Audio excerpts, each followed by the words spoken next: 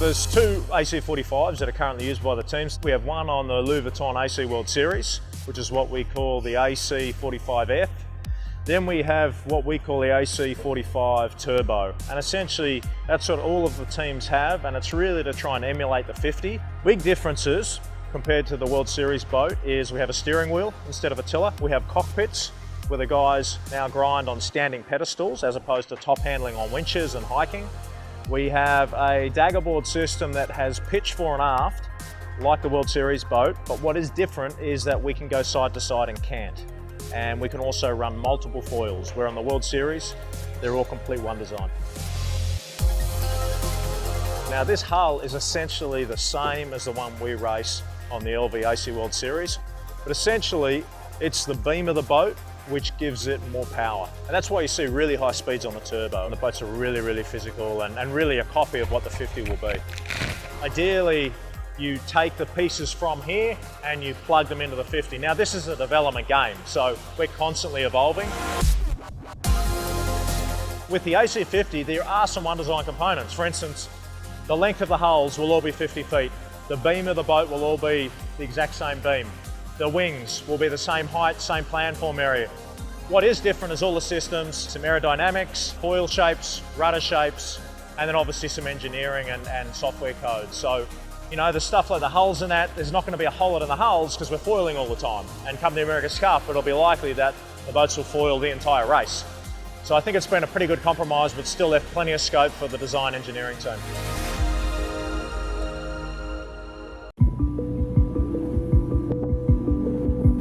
I think it's also an opportunity to race, because when you're training along, you don't have the same intensity than even in practice racing, because you want to do a good job against the opposition and you want to show. So everybody was a little bit under tension, and I thought it was excellent. You know, we made big jumps in every part of the game during the 2 weeks.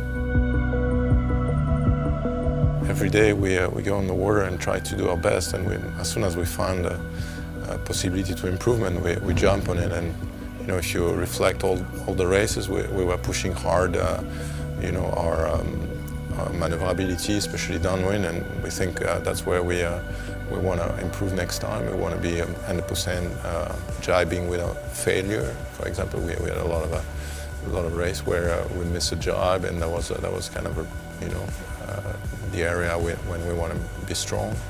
And we've been strong tacking, we've been strong boat speed, light air, so we have a lot of strong at the start. We've got a lot of area where we're feeling we're on the right path, and you know, our job is to identify where it's going to be the next meter to win and to you know, to be able to win the cup. And we're still learning, you know, we're still at the beginning of the game, so every time you see a big difference between the boats is because sometimes there's a little bit of a, you know, detail that won't work as well as it should, and I believe in everything should be sorted by July, at least on our team.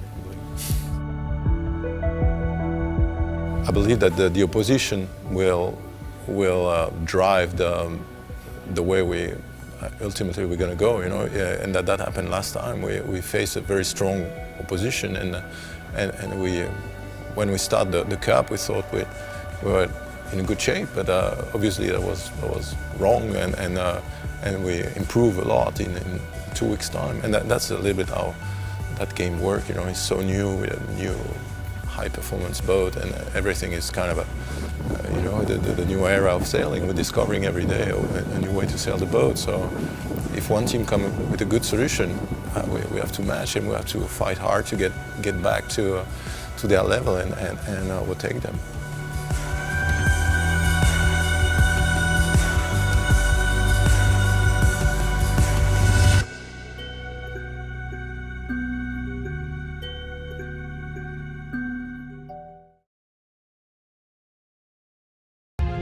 Pantaenius Yacht Insurance presents Skip Novak Storm Sailing.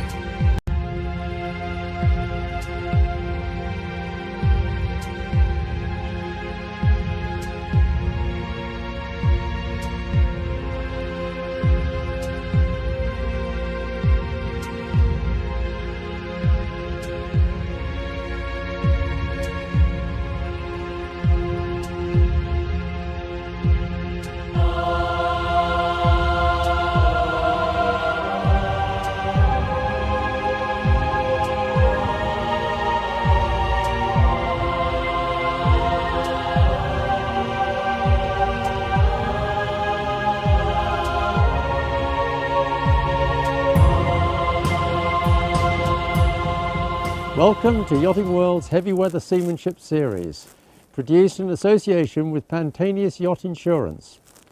We're about to approach a really confined anchorage, and to moor here safely, we need to put lines ashore, having anchored first. Skip Novak is going to show you with the team on board how this is done. Well, we're coming into a lovely little anchorage here called Port de Maxwell. It's only 5 miles northwest of Cape Horn. And it's a great place. It's very tight, and the wind in here tends to funnel from all directions, so you can't swing to a single anchor in this particular place. So what we're going to do is we're going to drop an anchor, first of all, to balance ourselves, and then quickly get one line ashore for equilibrium, and then we'll put our spider web lines out, so we'll be sorted for any wind direction tonight. And it's a fantastic place, and it's just across the water. We're going to take a walk up the hill there this afternoon. You get a bird's eye view of Cape Horn from above.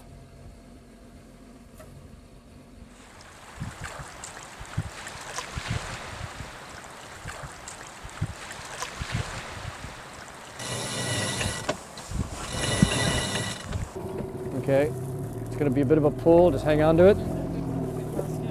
Okay. And what we're doing now is we're taking out our port bow line, because we got an anchor down, one stern line. This is the port bow line over to a big boulder, just to balance the boat more in the center of this pond here. Okay, Elaine, I'll try to get you close enough if you can somehow jump for that boulder. All right.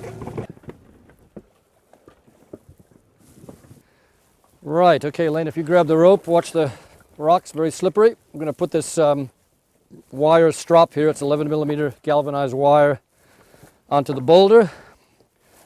This is bulldog gripped together there, you see, very simple loop. It's about a 4-meter loop. And we just sort of toss the whole thing over like that. The bigger the better, obviously. And then climb up here. Okay, and then we'll if you hand me the rope. And what we usually do on this thing is, rather than tie a bowline, do a round turn and 2 half hitches. Because it's always easier to untie that, because you got all the loads taken up by the round turn. And you can release it under load if you have to. Okay, made! Give them the signal on the boat to take in. They take some load, then we just check the strop that it's in a good position. Not about to fall off, or the other thing is not to jam it in somewhere where it's going to get wedged and you can't get it out again. What we're going to do, Lane, we're going to try to go and find another boulder, big boulder here to put a wire sling on, and that'll be our starboard line. So we're sort of creating a spider web of lines to hold us in position here, because the wind in this little place comes from every different direction, so you're very unpredictable. Okay, dinghy's secure. I'm going to step ashore and try to find a suitable boulder to tie to, and that'll be our starboard bow line out. Well, we found a boulder that's more or less okay. I would have liked it to be a bit bigger. There are bigger ones around. The problem is chafe. If you put your strop up high around a boulder and there's rocks below it, then your shoreline is going to saw through it as the boat tugs and pulls on it. So you want to get something near the shore or something so high that it flies above all the rocks in the foreground there. So Elaine, if you tie a round turn and 2 half hitches on there. And of course, Sometimes you have to do clever things, put other boulders around some boulders to wedge them in. So you have to be quite creative. This is what I really love doing. I love this sort of thing. Right, last line. Starboard stern line, and I think we're good.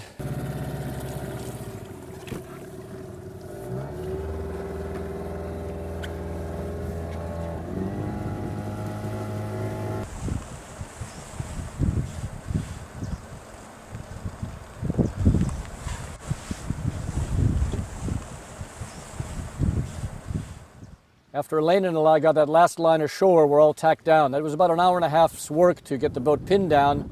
Now the payback is to do something like this. We're going to take a walk and do the summit of a little island next door. And this is what I really enjoy, this type of thing. Stretching our legs before a nice big dinner tonight.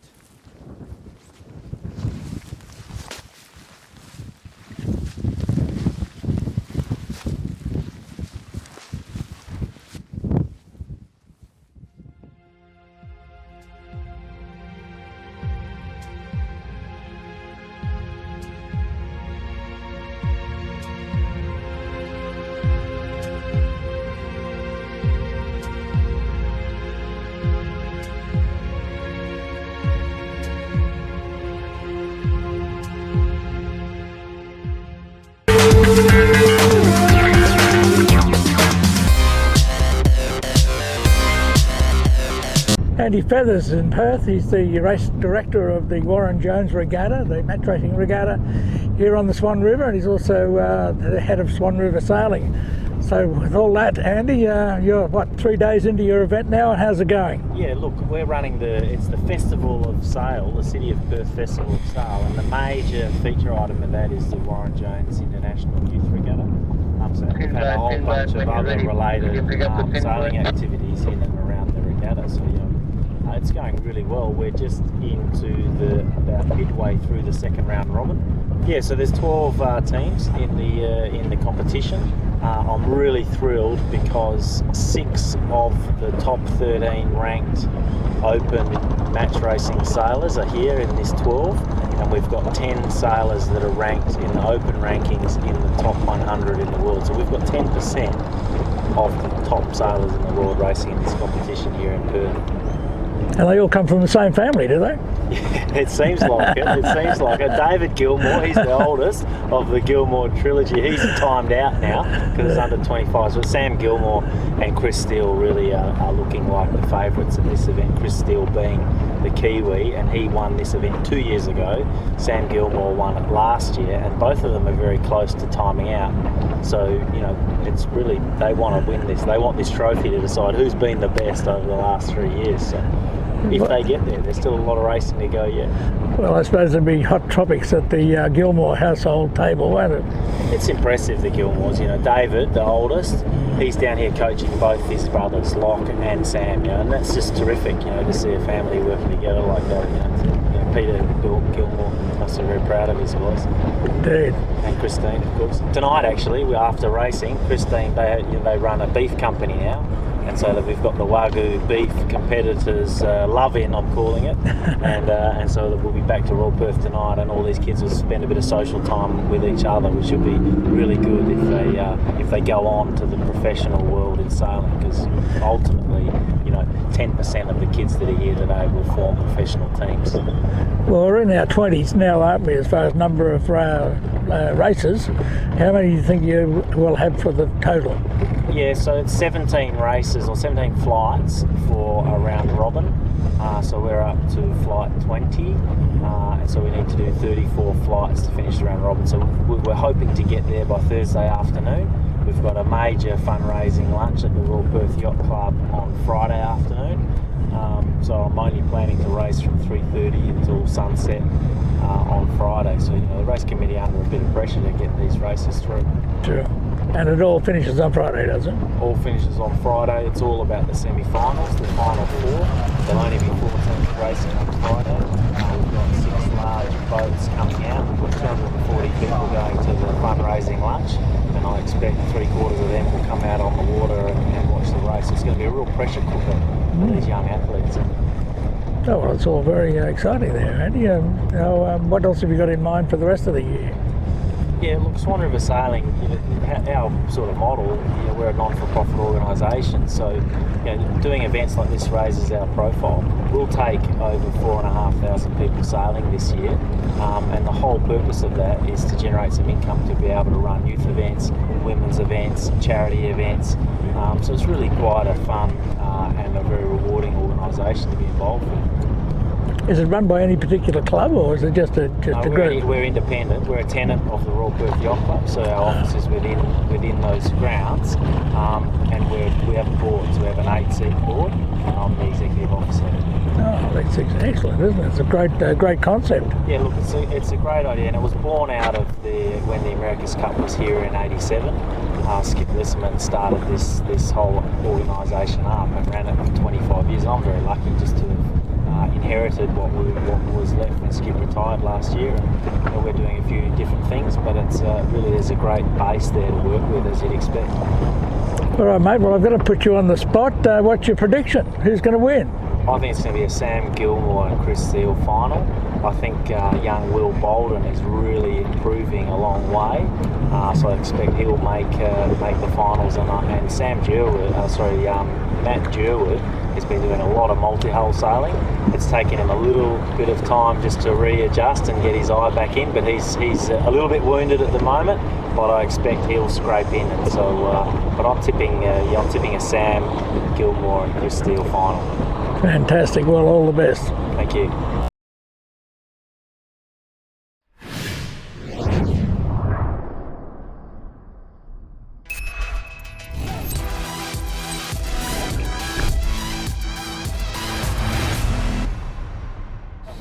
I don't really have words to describe this. I was expecting to. I've been told that it would be intense, but I didn't expect to reach the finish line at 20 knots with such wind. No more propeller on the engine, so it's kind of a rock and roll ascent, and mostly to see as many people.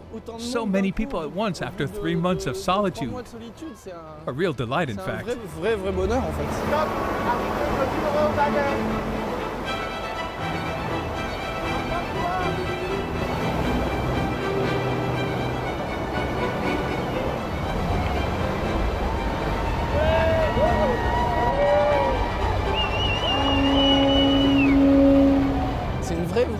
It's a true deliverance. I mean, I didn't feel imprisoned.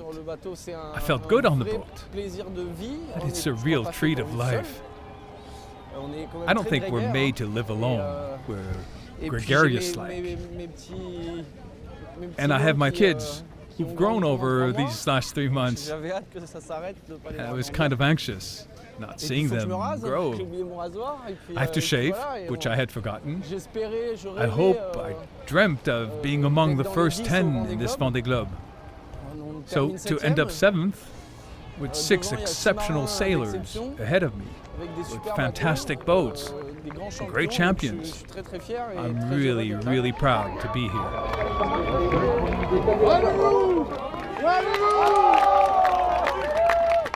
In fact, ever since high school and college, I've always, and then also in my professional career, I've given the most so that I could be left in peace. So there I did my most until about the middle of the Indian Ocean. There wasn't a minute of sleep where I didn't have the main sheet rolled up my wrist to unfold because I was pulling hard on the boat and to distance the same generation boats as mine. And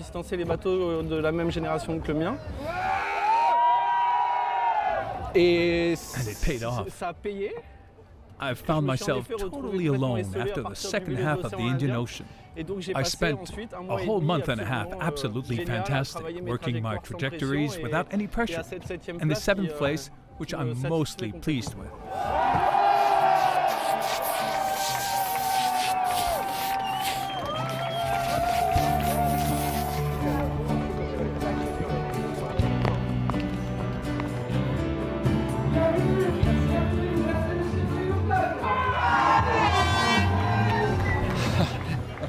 The next Vendee Globe? Yes, The next Vendee Globe 2020-2021, we're going to have a great machine, Pure Vallée. The team has already brought to Lorient. It's Armel's ancient Banque Populaire that made an amazing race. And in 4 years, we'll be back with all this experience, with a real potential for victory.